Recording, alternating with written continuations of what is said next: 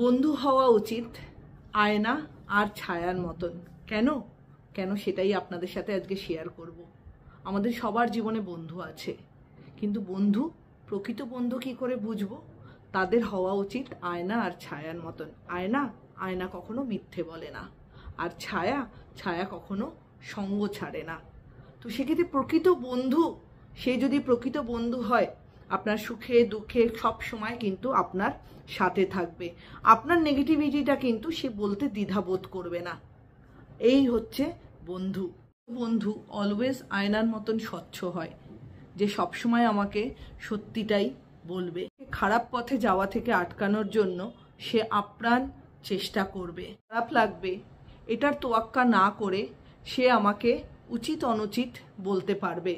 আমার খারাপ লাগলেও সে আমাকে সেটা চোখে আঙুল দিয়ে দেখিয়ে দিবে। আলো না থাকলে হয়তো কখনো ছায়া আমাদের সঙ্গ ছেড়ে যায়, আবার আলো এলে ছায়া কিন্তু আমাদের সাথে সারা জীবন থাকে।